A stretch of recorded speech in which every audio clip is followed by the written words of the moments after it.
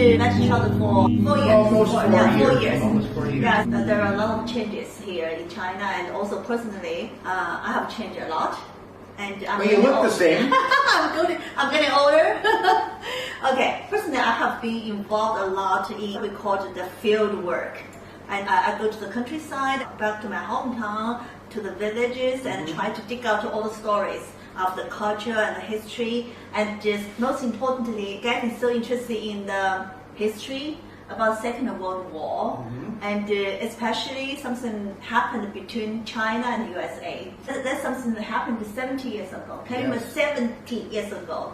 Some American soldiers, they came to China, came to my hometown, and to build a road, now called the Stilwell Road, to help Chinese people to fight against the Japanese invaders. So I remember very well, a couple of times you shared your story with me about your visit to the Stilwell Museum in Chongqing. That's something really interesting. And would you please share the story with me, with the young people?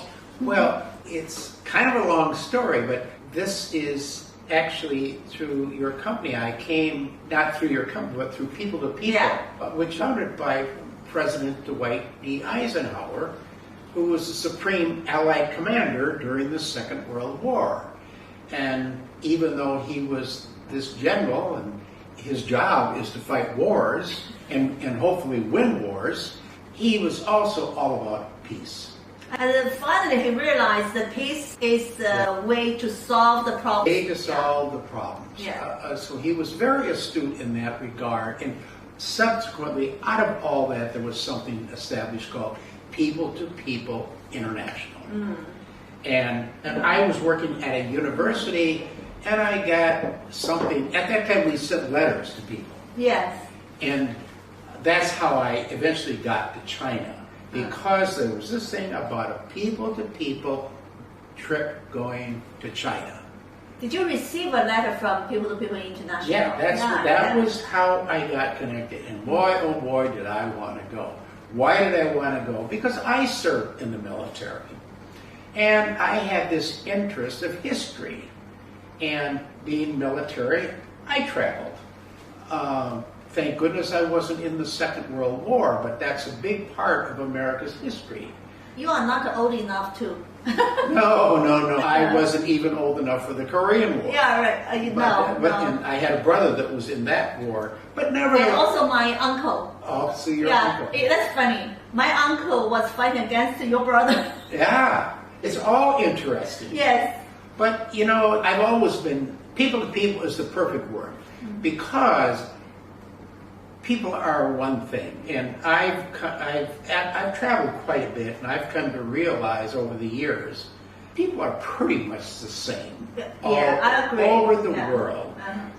People have their families, they want to feed their families, take care of their children, raise their children, give them a happy home, a happy place, and they love their children, and that's all over the world.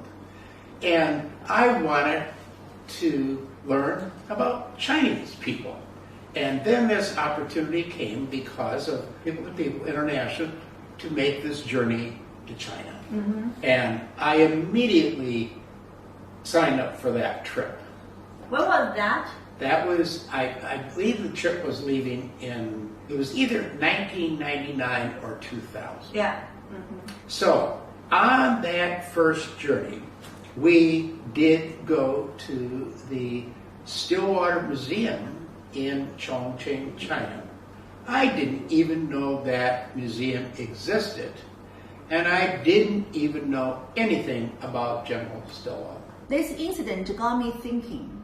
Miss Carl Michael Egan is a university professor and is very knowledgeable.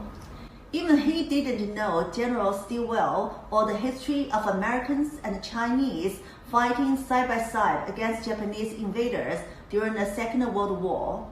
How can we expect the majority of the Americans to know?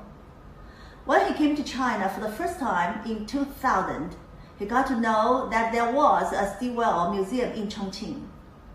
Later, he came to China on a special trip to visit the Stilwell Museum again. Unexpectedly, the museum was closed for renovation. What happened happened later, even more unexpected. When the person in charge of the museum got to know Professor Egan had come from afar to visit the museum, he decided to open the museum just for him. I will share the details of the story next time.